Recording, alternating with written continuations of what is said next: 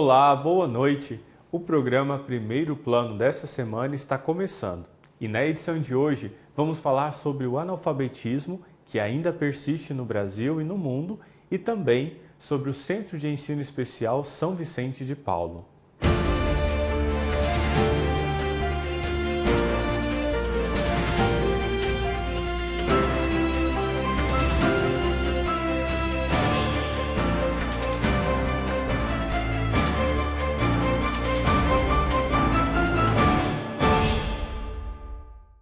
Você sabia que 1 em cada 5 adultos no mundo não sabe ler nem escrever? No Brasil, são mais de 11 milhões de pessoas, segundo dados divulgados pela Unesco. E como a história nos ensina, para que um país supere o analfabetismo de jovens e adultos, são necessários programas de escolarização, uma educação básica de qualidade e condições sociais adequadas. A nossa repórter Tiara Castilho preparou uma reportagem especial sobre este assunto.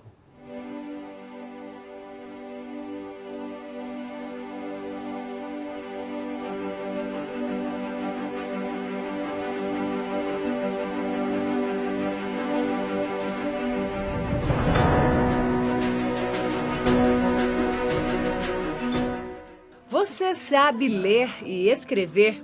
Para muita gente, pode parecer até estranha essa pergunta, mas cerca de 11 milhões de brasileiros vivem essa realidade. Segundo dados do IBGE, Instituto Brasileiro de Geografia e Estatística, esse número mostra que, apesar de vivermos na era da tecnologia da informação, muitas pessoas ainda estão afastadas dessa realidade. É considerado analfabeto quem não consegue realizar tarefas simples que envolvem a leitura de palavras, frases e a escrita. Nossa equipe foi conhecer de perto o CTC, Centro de Trabalho Comunitário Casa de Deus em Goiânia, Goiás, onde dezenas de indivíduos iniciaram o estudo ou voltaram para a sala de aula. Assim que chegamos, teve um momento de descontração e o Divino Pai Eterno foi lembrado. O Pai Eterno, acolhe você a mim. O Pai Eterno, acolhe você a mim. O CTC acolhe você. Uma oração e o momento de ir para a sala de aula. Aqui, os alunos são principalmente idosos. O local é de muita simplicidade, amor e companheirismo entre os estudantes, professores e a coordenação. Todos têm o mesmo objetivo: aprender a ler, escrever e interpretar. A importância de voltar para a sala de aula as pessoas com esse desejo de aprender, ler, escrever, e muitos dizem até que é para ler a Bíblia, que é para fazer carta para os filhos que estão fora e tudo mais, ou familiares, é porque junto com isso vem a qualidade de vida. A pessoa começa já a descobrir um outro mundo que foi outro mundo seu, mas que não foi possível. Aí vem assim uma garra, as nossas aqui, já com esse tempo todo, vem uma garra, vem uma vontade de viver, vem uma vontade, como é bom saber ler. Eu era cega e agora eu comecei a enxergar. Então a alegria desse povo é tão grande que é contagiante. Então eu espero e faço um apelo. Todo mundo que for ver essa reportagem, veja no setor, no seu bairro, comece a chamar essas pessoas para a EJA, para a alfabetização de jovens e de adultos, porque isso é qualidade de vida. Vida nova que esse pessoal vai adquirir. Essa é uma realidade dura de chorar, fazer a gente chorar. Eu lembro que a minha mãe, porque na época não podiam, né, porque iam fazer carta para os namorados, minha mãe era muito bonita, mas depois ela ia estudar, ia para a escola escondida. E depois a minha mãe, nós somos de 15 irmãos, ela valorizou tanto isso que ela formou todos os filhos. Era assim uma alegria quando ela dizia assim, vai para a escola. Eu sei o que é isso. Ai, que eu tivesse tido a chance que vocês têm. Então, um apelo. Volte para a escola. volte a ler na sua casa, faça também os exercícios que recebeu lá na escola, na alfabetização. Outro apelo para os familiares, apoie, porque eu tive uma vez aqui um senhor de 80 anos e o filho disse assim, o que o senhor ainda vai ver na escola ainda? O senhor ainda vai arrumar serviço? E ele era um aposentado. Ele dizia, você não sabe a alegria que brota do coração quando eu chego no meio daqueles outros e digo assim, Deus, Jesus não esqueceu de mim, ainda me deu essa chance. A alegria dele era assim comovente. No momento de ir para a sala, alguns precisam de uma ajudinha, porque a idade já avançada exige um cuidado a mais. Aos poucos, todos chegam e são iniciadas as atividades.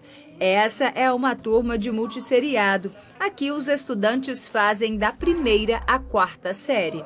A Tânia é a professora aqui dessa turma e vai contar pra gente um pouquinho do dia a dia. Tânia, a gente percebe aqui na sala que tem alunos de diversas idades. Quais os principais desafios encontrados como professora para ministrar aulas para uma turma diversificada?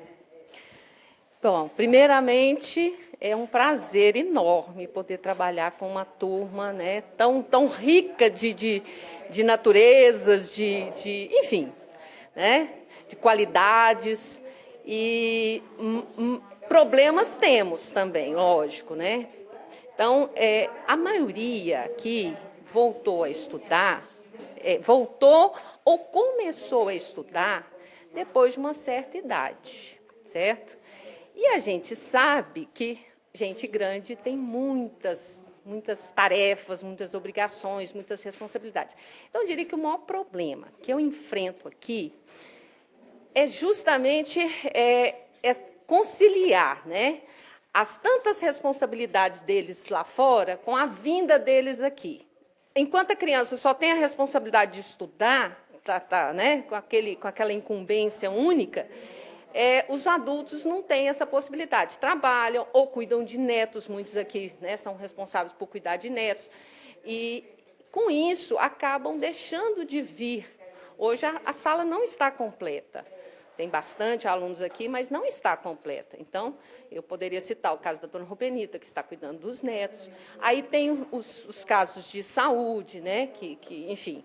E até mesmo permanecer durante todo o período de aula. Então, eu tenho casos aqui, né, de alunos que têm que correr para casa para fazer o papá para o filhote, para o filho, né, que vai trabalhar, ou para os netos.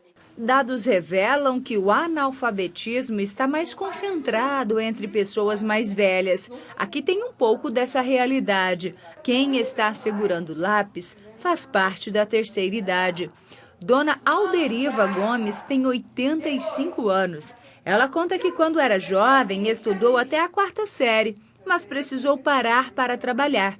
Faltou naquela época a oportunidade, mas o desejo permaneceu. É porque eu tinha esquecido que eu estudei, né? É capaz de tornar a lembrar através das estudos. A senhora vai estudar até quando? Quando eu der conta, né? A satisfação de frequentar uma sala de aula, independente da idade, fez com que Dona Alderiva trouxesse para esse ambiente a filha dela. A Madalena tem 65 anos e juntas elas estudam todos os dias. Para essa mulher, aprender a ler e escrever é como enxergar um novo horizonte. Porque sem a gente não sabe nem andar de ônibus, né? Que não sabe ler, não sabe nem olhar direito, né? Então, E hoje, como que é? Eu já estou aprendendo. Já sei um pouco. Perfeito. Já sei andar no ônibus. Ter a consciência do quanto saber ler e escrever pode ser benéfico para a vida de uma pessoa é um ponto motivacional para o regresso aos estudos.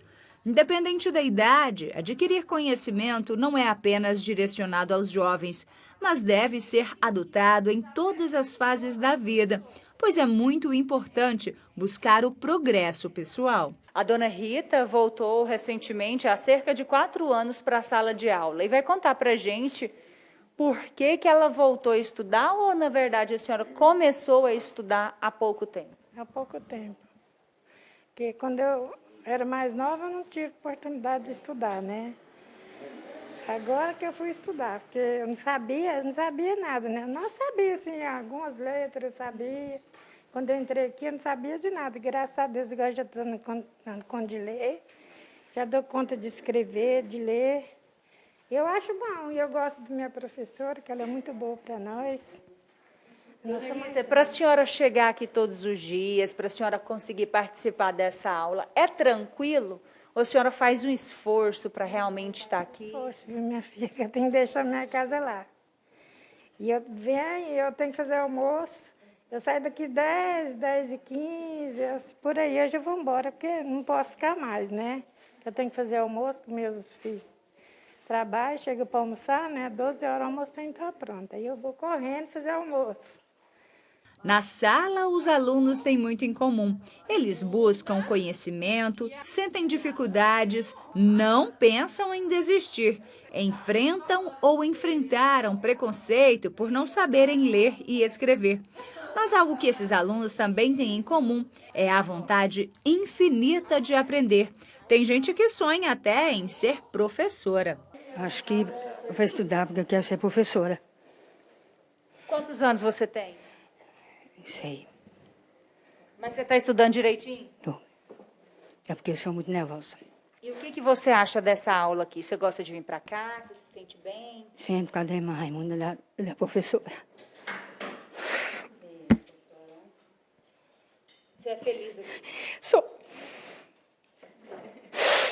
Seja você criança, jovem, adulto ou idoso, a alfabetização é um direito de todos. Infelizmente, muitas pessoas que não sabem ler e escrever revelam que sofrem discriminação. Para hoje, é preciso mais amor e respeito. O seu João Eurípides está com 78 anos. É um dos poucos alunos homens que tem na turma. Recentemente, aprendeu a ler e escrever. Apesar de não ter tido oportunidade para estudar quando era criança, ele fez questão de mostrar para os filhos a importância da escola e se orgulha disso. Meus filhos, tudo formado, pode dizer. Tem um filho que tem que falar 12 idiomas, não mora aqui, né? Tem um filho engenheiro da construção civil, está trabalhando muito, a menina formada também, e eu analfabeto em casa, mas tem um negócio. Meus filhos não andou de ônibus, só andar de ônibus, por exemplo, né? Não andou de a pé e tudo estudado. Por que o senhor quis dar o estudo para o seu filho, seus filhos? Porque eu passei, né? Agora não passo, né? Esses são alguns relatos de pessoas que têm muitos motivos para justificar a falta de alfabetização. Algo que pode ser simples, como escrever o próprio nome para muitas pessoas, foi uma das principais conquistas do seu João Eurípides, que se emocionou e nos emocionou por contar essa experiência. Para mim foi uma emoção muito grande, que eu cheguei lá onde eu fui tirar a carteira, né? E que povão tudo lá, aí me chamaram e eu sentei lá, aí fiz uma entrevista, mandou assinar para a carteira de motorista. Eu não dormia à noite, de medo da conta de assinar, né? Aí saí, para mim o mundo mudou, fiquei muito satisfeito. E tem uma netinha de 11 anos, o que eu precisar dela me ajuda. De ontem para hoje, ela pegou o telefone na internet, pegou e me ajudou a fazer um dever da casa dela, né? Então ajuda muito, né? Mas é bom, você dorme melhor, né? Essa professora aqui, muito boa para ajudar a gente. Eu fico emocionado porque nunca pensei, com 78 anos, assinar, né? Voltar. É bom demais. Nossa Senhora. Fiquei satisfeito.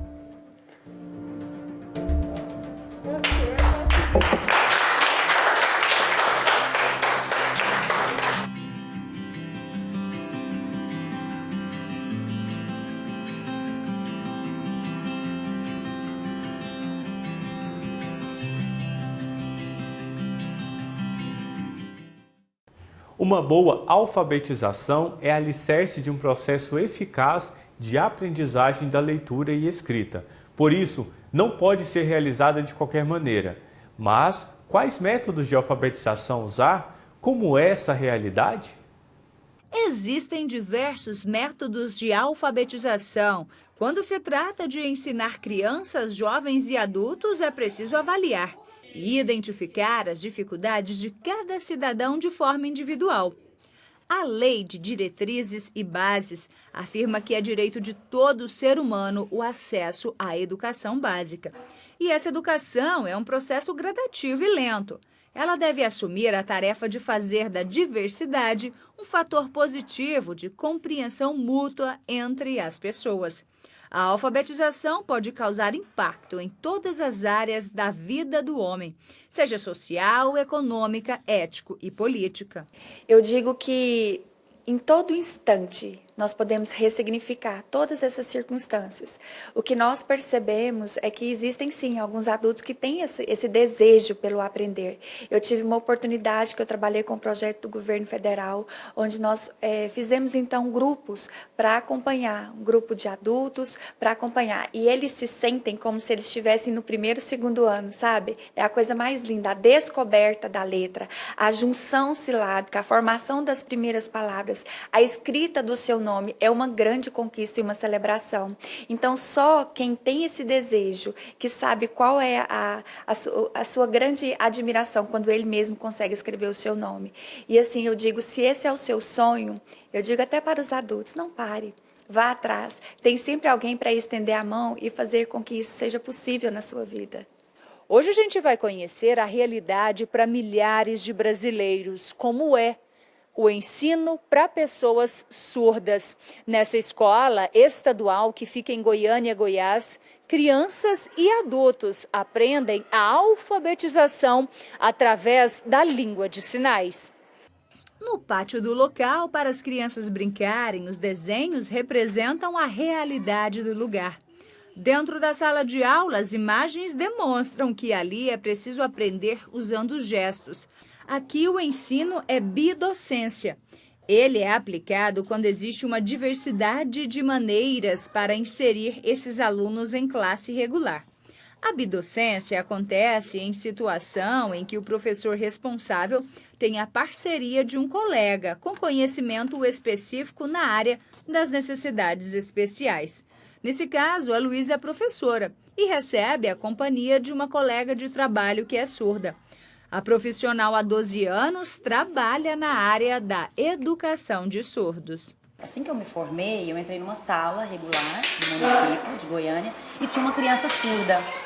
E eu fiquei pensando, como que eu vou comunicar com essa criança? Foi aí que eu comecei a fazer o curso de Libras, me interessei, fiz o curso de Letras Libras na UFG em 2009 e estou nessa área apaixonada, gosto muito.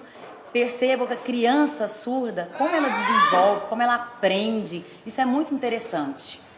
Nessa sala são crianças de idades entre 5 e 9 anos, de cidades diversas do estado, que se encontram para viverem juntas esse momento de alfabetização. Porque na escola eles têm a intérprete, mas muitas vezes não tem outras crianças surdas. Eles ficam bem assim, mais isolados. Então, vindo aqui no caso, eles têm essa interação com as outras crianças surdas. E é muito importante também o uso da língua de sinais como L1, do jeito que a gente trabalha aqui. E nós temos a professora surda, que é a referência para eles. A Márcia mora em uma cidade próxima à capital de Goiás. Uma vez na semana, ela traz os filhos para serem alfabetizados em Libras. A menina é surda e o menino é ouvinte, mas eles frequentam a mesma sala, com o objetivo de aprenderem juntos para se comunicarem melhor. Eles estão aqui, o Pedro Leonardo está aqui no CAS para aprender Libras, para ele se comunicar com a sua irmãzinha que é surda. Ela nasceu surda e Libras é o único meio que ela tem para se comunicar entre si e com o mundo. E eu acredito que Libras é vida, porque a partir do momento que a Maria Eduarda começou a conhecer a língua brasileira de sinais, o desenvolvimento dela foi bem melhor, a comunicação dela excelente. E assim, ela era uma criança muito nervosa, hoje ela já não é, ela é mais tranquila, mais calma.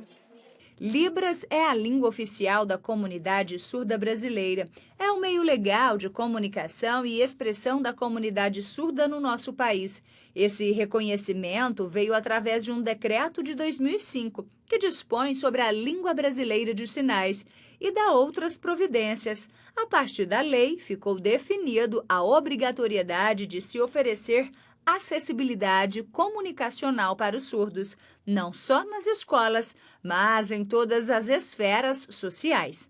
A Márcia é pedagoga e sabe da importância da escola na vida das crianças surdas. Apesar de garantido o direito em lei, ela sentiu dificuldades para conseguir um profissional para lidar com a filha dela, surda. A Maria Eduarda foi a primeira criança surda nos anos dos anos agora para cá, assim, antigamente tinha, mas as crianças não iam para a escola. Então a Maria Eduarda foi a primeira no município. Aí eu senti muita dificuldade em levá-la para a escola. Aí eu procurei a Secretaria de Educação, que não teve nenhum respaldo. Aí nós conhecemos o CAS, que é o Centro de Atendimento aos Surdos, que devido às orientações que eles me deram, eu fui na Secretaria de Educação da minha cidade, procurei mais informações e cheguei ao Ministério Público para me conseguir o intérprete. Porque até o momento, na minha cidade, não tinha ninguém que sabia a língua brasileira de sinais.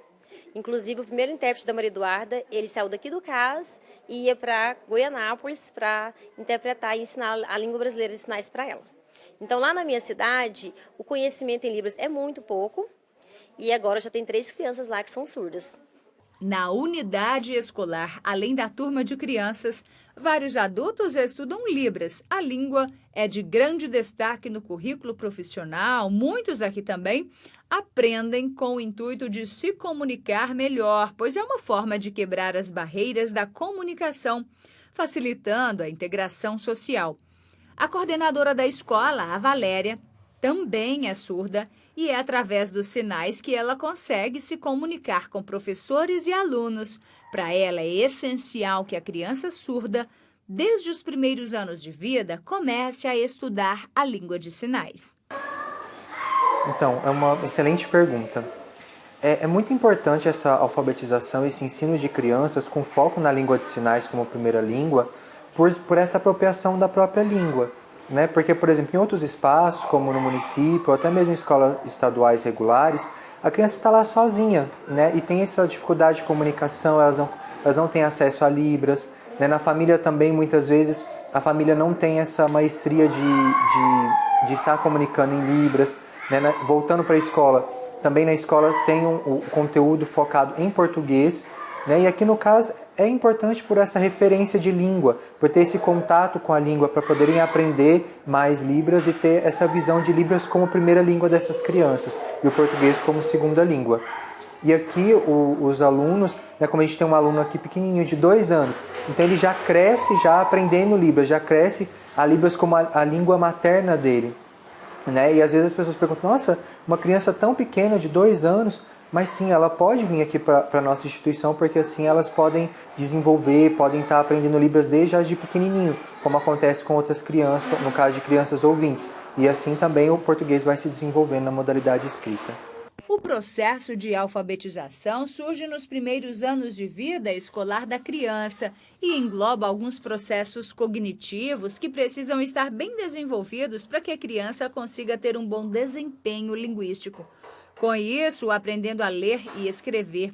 Mas quando isso não ocorre, seja na adolescência ou vida adulta, é preciso investigar as causas das dificuldades na alfabetização. Nós percebemos que as crianças, quando elas conseguem, dentro da sua faixa etária, desenvolver a leitura, a escrita, a interpretação, a compreensão, faz com que elas se sintam cada vez mais assim fortalecidas, não somente na sua parte cognitiva, mas também na sua parte emocional. Eles se sentem mais seguros, eles desenvolvem essas habilidades socioemocionais com muito mais agilidade, porque aí eles conseguem não somente ajudá-los, né, mas também ajudar os seus colegas também. E eles ficam todos empoderados, né, se sentem super seguros e capazes de aprender cada vez mais. Especialistas afirmam que crianças que passam pela educação infantil, seja ela para surdos ou não, nos primeiros anos de vida, têm mais chances de ter bons resultados no ensino fundamental e uma formação acadêmica de sucesso. Com a educação infantil e por meio da alfabetização, é possível promover o desenvolvimento dos aspectos físico, psicológico, social e emocional dos estudantes por meio das atividades lúdicas que despertem a curiosidade e a vontade de explorar o novo. Contudo, não se esqueça, aqui no Brasil, a alfabetização é um direito de todos. Na volta do intervalo, vamos entender sobre a pré-alfabetização, momento muito importante no processo de formação do indivíduo. Voltamos já! Ficou mais fácil dedicar tempo e devoção ao Divino Pai Eterno. Baixe gratuitamente o aplicativo do Pai Eterno para smartphone e tablet. E tenha com você conteúdos exclusivos do Pai Eterno 24 horas por dia. Nele você pode acompanhar as novenas do Filhos do Pai Eterno, do Perpétuo Socorro e ao Sagrado Coração de Jesus, além do Santo Terço. Basta clicar no ícone Novenas e escolher o programa e qual edição deseja assistir. Fique conectado com o Pai Eterno a qualquer hora, em qualquer lugar.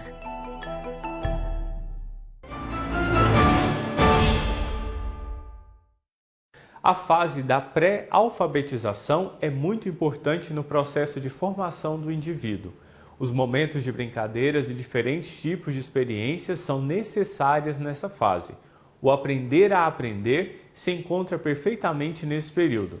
Vamos entender como é esse processo da pré-alfabetização com o repórter Alex Rodrigues. Quero aprender a ler, quero aprender a escrever. As letras têm nomes, as letras têm sons e é muito fácil de entender. A alfabetização é um dos momentos mais marcantes em nossa vida.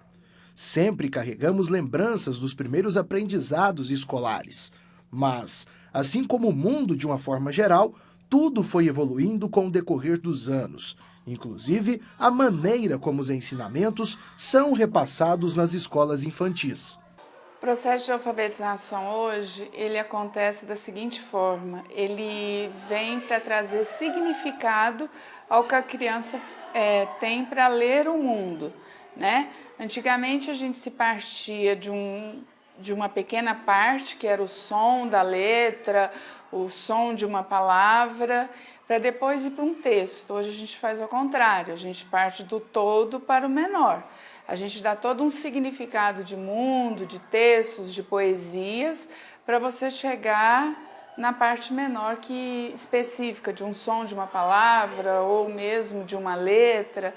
A gente dá significado ao que a criança está aprendendo. Quando o relógio despertava, era hora de começar a se organizar.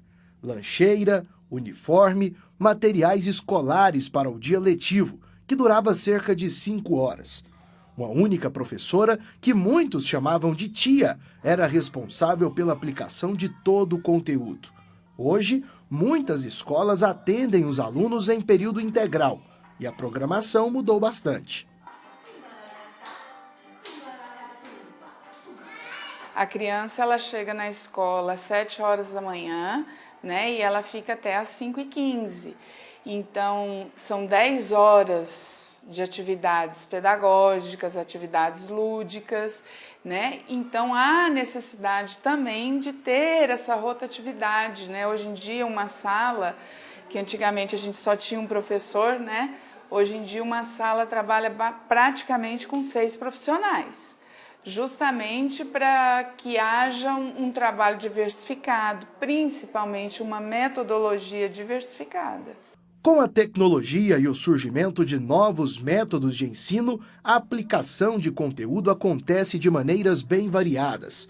Aulas online, aplicativos, brincadeiras didáticas, músicas que auxiliam na memorização das matérias. São muitas as atividades desenvolvidas com as crianças no processo de alfabetização. E para que esse trabalho não caia na mesmice, um ponto específico é muito cobrado diariamente: dos professores. Criatividade, né? Nós vivemos num mundo, a gente trabalha sempre, como é que se diz, competindo com a internet. Então, hoje em dia, o professor ele tem que ser multifuncional, ele tem que ter criatividade, né? Ele tem que trazer criatividade, sensibilidade para atingir o mundo da criança, ver o que a criança gosta, né? A gente tem que trazer a questão do gosto pela leitura, pelo estudo, senão a gente perde da internet. As crianças hoje estão mais próximas dos professores. O elo entre eles se tornou bem maior. Em muitos casos, os alunos passam mais tempo na escola do que na companhia da própria família. Tanto que boa parte deles comemoram os aniversários em sala de aula, juntamente com os colegas. As turmas contam com crianças de idades parecidas e, apesar da pouca bagagem de vida de cada, existem aqueles que chegam com uma maior preparação para o início da alfabetização. Acho que é o próprio envolvimento, né, do processo, porque é um processo que a criança chega, algumas com experiências, outras não, mas que é prazeroso você compreender que você consegue ajudar dentro de uma dinâmica coletiva o processo de alfabetização, que é a apropriação do conhecimento da escrita, né, da leitura e da escrita, não só como só símbolos, né, mas com sentido e significado para a criança, porque nesse processo é importante essa mediação, né, e ser o mediador nesse processo tem sido muito prazeroso. Alfabetizar uma pessoa vai muito além do que fazer com que ela saiba ler e escrever.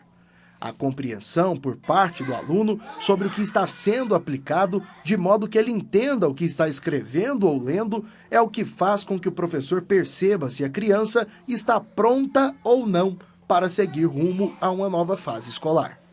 Atualmente, a pré-alfabetização seria a pré-escola, né, que é atendida de 4 a 5 anos na educação infantil. E a alfabetização, que é o primeiro ano hoje, que é o primeiro ano do ensino fundamental. Então, são movimentos que hoje pegam 2 etapas. A educação infantil, que é as crianças de 4 a 5 anos, que é a pré-alfabetização, e o primeiro ano, que é o primeiro ano de alfabetização do ensino fundamental, né? Que esse é o grande divisor de águas hoje, que é diferente, porque antes se falava, vinha numa corrente, para chegar na pré-alfabetização, depois ir para o primeiro ano. Não, hoje se começa a alfabetização, a pré-alfabetização na educação infantil, não no ensino fundamental. Apesar de trabalhar atualmente no ensino infantil, a professora Simone conhece bem como é lidar com alunos mais velhos. Bom, e não são apenas as crianças que são alfabetizadas no Brasil. Muitos adultos buscam essa oportunidade atualmente e o processo com eles é bem diferente. Você percebe que a criança ela tem um limitador, né? O campo de experiência dela é menor do que o do adulto. Então, quando você parte do todo para a criança, é um todo menor. Quando você parte do todo para o adulto, é uma dimensão muito maior, porque a experiência de vida social, econômica, financeira, familiar do adulto, ela traz para dentro da sala de aula. E isso contribui para o processo mais rápido da alfabetização.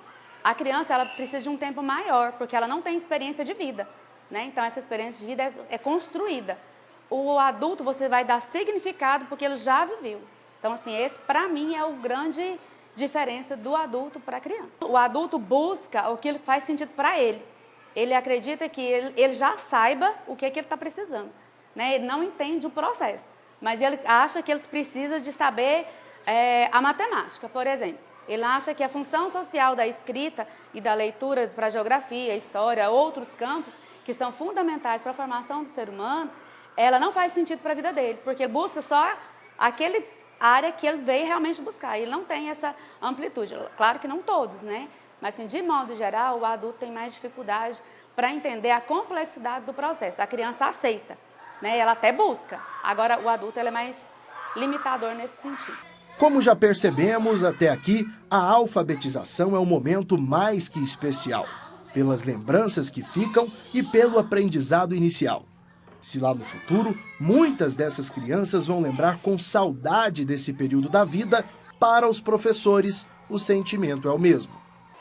Prazer mesmo de você lembrar e ter uma recordação das turmas, né? Porque cada turma que chega para você traz uma história. E ao final de cada ano, você lembra daqueles alunos, né? Que conseguiu alcançar a apropriação dos sistemas de alfabetização e escrita. Então, assim, pra gente é um prazer muito grande. Eu sempre brinco com os meninos que eu quero vê-los adultos, para eles contarem como foi esse processo, porque eles gostam hoje de contar, mas para nós, o professor, estar nesse processo é com mais saudosismo, sabe? De você perceber, olha, eu consegui, aquela criança realmente, olha, tinha potencial para isso e foi. E porque mesmo aquela criança com muita dificuldade na alfabetização, ela consegue alcançar o processo dentro da etapa, né? Que a alfabetização não é só o primeiro ano, ela se finaliza no terceiro ano. Então, assim, aquela criança que tinha muita timidez, que ela não conseguia se expressar, e lá na frente ela consegue sobressair. Pra gente é prazeroso quando você vê um aluno seu lá na frente, sabe? Assim, eu tenho muitas experiências positivas dos meus alunos e é muito bom, sabe? Você perceber que você foi realmente útil, né? Importante na vida daquela criança, daquele adolescente, até daquele adulto. Quero aprender a ler, quero aprender a escrever. As letras têm nomes, as letras têm sons e é muito fácil de entender. A memória afetiva é um elemento poderoso em nossa vida. Ela é responsável por nos proporcionar aquele sentimento positivo que representa o conforto emocional, aquele sentimento quentinho no coração que nem sabemos descrever. Existe um texto que fala muito sobre essa sensação. Grande parte do que eu realmente preciso saber sobre a vida, o que fazer, como ser, eu aprendi no jardim de infância. Esse é um texto adaptado de Robert Fulghum. Bom, e essas lembranças, né, ficam marcadas na memória porque são fases que representam um aprendizado muito grande. E muitas pessoas guardam objetos que lembram essa passagem pela alfabetização. Eu estou aqui com o Paulo Henrique, que também é jornalista, e como vocês podem ver aqui, os uniformes continuam bem guardados, representando, relembrando um momento que foi especial da alfabetização, né, Paulo Henrique? Bom tê-lo com a gente. Exatamente. Obrigado aí pela visita. Faz parte, né? Não tem como. Eu sou uma pessoa que eu gosto muito de lembrar o passado de forma positiva. E essas lembranças, que é uma singela homenagem ao meu passado e principalmente à minha trajetória profissional, me faz, toda vez que eu pego um desses uniformes, me faz lembrar o quanto eu lutei para chegar onde eu cheguei hoje, labutar até eu me formar na faculdade, que foi um desejo dos meus pais, né, da minha família, e graças a Deus eu consegui. E você guarda todos os uniformes? Como é que é? Esse aqui, por exemplo, é da alfabetização. Exatamente. Esse aqui é do pré à segunda série, né? Do pré à segunda série, que foi no Colégio Municipal Santa Rita, em Santo Antônio de Goiás. Uma escolinha que já não existe mais, mas eu fiz questão, minha mãe também, né? Na minha época eu era criança, mas eu fiz questão aí de estar guardando para me lembrar do meu passado de criança, né? Principalmente do sonho que eu almejava desde quando eu era pequeno. E assim, eu tô vendo que tem uniforme aqui também do final do ensino fundamental, do ensino médio, enfim, muitos uniformes. Mas conta pra gente, do que mais você se recorda do seu período de alfabetização? Dos professores, do que era feito? Conta um pouco mais pra gente. Ah, colega, é muita coisa. Eu lembro, principalmente criança, né? Criança sempre quer lembrar da melhor fase, que é o quê? Das brincadeiras, da hora do recreio, na hora da merenda. E eu lembro, sim, praticamente de quase tudo, de tudo mesmo. Lembro da professora, o nome das professoras, Sheila, Aline, Eleunice, né? Então, eu lembro de quando tinha que passar o tracinho no A, no B. Eu lembro, dentro da sala de aula, a professora falou assim, você só vai sair enquanto você fazer toda essa tarefa. E eu birrava, que eu queria era brincar com os meninos, eu queria era curtir. A hora da merenda era a melhor parte também, que eu corria o tempo todo dentro da sala de aula e eu adorava repetir também. Pegava aquela filona para repetir a hora da merenda também, a hora do lanche, né? E as brincadeiras, eu lembro uma vez que eu fiquei doente e umas coleguinhas, fiquei doente dentro da sala de aula, uma hora eu comecei a passar mal, e minhas coleguinhas todas lá, eu lembro que a Lariane, a Leidmar, chegou para me acalentar, falando, ó, Paulo, você vai melhorar, tal. E eu comecei a ficar muito ruim, aí minha mãe foi em casa, foi lá na escola e me levou para casa. Então eu me lembro de muita coisa, muita coisa. As atividades pedagógicas, com certeza, assim, tinha alguma que você se lembra mais. Eu lembro que tinha muitas dinâmicas de papel de seda, papel crepom, cartolina. Tinha alguma coisa assim nesse sentido que você gostava mais de fazer também? Desenhos. Adorava desenhar. Eu era daquele tipo de pessoa que eu pegava uma cartolina e adorava desenhar adorava desenhar coisa de natureza. Com lápis mesmo? Com lápis, com giz de cera, com o que tivesse. Porque bem na minha época, né, bons anos atrás, era bem precário, né, ainda era colégio municipal, né, escola municipal, então era muito precário. A gente não tinha tanta condição igual as escolas hoje têm. Mas o que tinha, a gente fazia o melhor. Existem adultos que possuem ainda os seus cadernos, livros, brinquedos didáticos que marcaram a infância. Sem poder de decisão para a época, o Paulo Henrique guarda esses itens que despertam uma memória afetiva, graças à sua mãe, que foi quem pensou em manter os uniformes num lugar onde eles ficassem conservados em bom estado. Certamente, naquela idade, o Paulo não sabia que teria lembranças tão especiais da alfabetização, já que tudo era novidade. Mas, atualmente, é perceptível o valor de cada um daqueles simples momentos e atividades. Hoje, ele entende a importância da atitude tomada por ela. E amizades? Você ainda guarda alguma amizade da época de alfabetização? Ainda tem algum amigo desse período? Tenho. Nossa, tenho demais da conta. Infelizmente uns já morreram, né? Mas tenho muitos colegas ainda que moram exatamente em Santo Antônio de Goiás. Uns já moram em Goiânia e frequentam a minha casa. Já são casados, têm filhos, né? Meu irmão, que mora comigo aqui, ele também foi uma das pessoas que também estudou comigo e a gente tem esse vínculo de amizade desde os primórdios da escola. E assim, dentro da sua rotina, da época de alfabetização, você se recorda como é que era? Que horário que você acordava? Como é que era toda aquela programação até chegar à escola? O tipo de lanche, você falou aí da merenda que você gostava mais. O que mais você consegue lembrar assim desse período?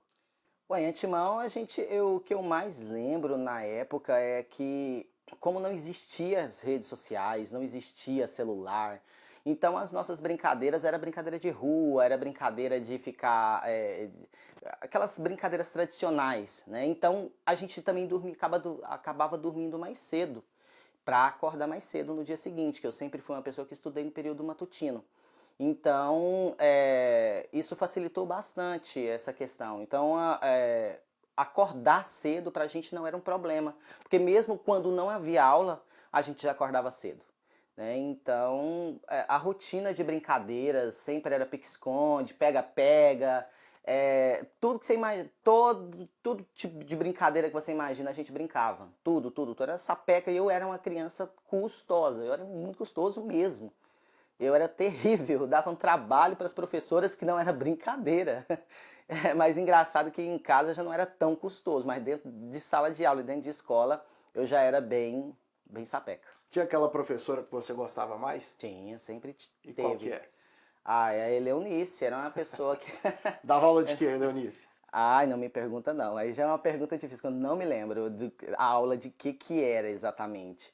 Mas era uma professora que sempre quando a gente precisava, ela estava ali para ajudar. Ela era uma pessoa que tinha uma voz, uma forma de falar com a gente que acalentava, parecia que era nossa mãe, então abraçava. A forma dela falar abraçava a gente de uma forma que todos os alunos ali eram cativados por ela. E assim, eu imagino que, claro, você era muito criança, sua mãe teve essa atitude aqui de guardar nessas recordações. Muita gente está nos acompanhando agora, o pessoal que ainda está nesse processo, né, da alfabetização, que não são só para crianças, tem muitos adultos que são alfabetizados já com mais idade. E assim, queria que você deixasse um recado para quem está nos acompanhando sobre a importância, né, até para os pais que têm filhos na escola, de guardarem esse tipo de recordação como sua mãe fez, para que lá na frente as pessoas possam se lembrar desses momentos aqui. Qual que é a importância de se manter uma recordação dessa, Paulo?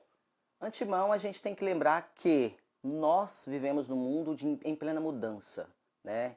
E o que mais nós conseguimos ver hoje é que tudo está sendo digital. Tudo está sendo digitalizado. Daqui uns dias as pessoas não vão, as crianças das escolas, consequentemente, nem caderno vai utilizar mais, devido à digitalização.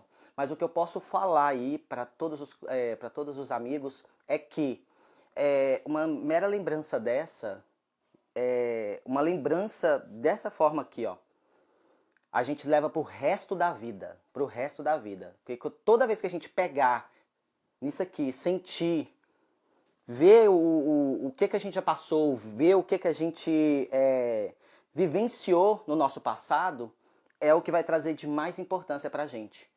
O que é digital não é palpável, o que é digital você não sente o olfato, não sente nada.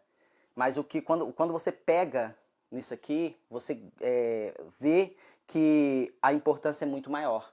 Não só para você, mas por toda a sua família. E você consegue depois repassar isso aqui para os seus filhos, netos e tataranetos. E é algo que, se você guardar, você tem para o resto da vida, né? E agora, algo digital, infelizmente, você já não terá isso. Então, o que você pode fazer é guarde tudo aquilo que é de importante para você. Às vezes você acha que não é importante agora, mas daqui a alguns anos você vai ver quão importante é.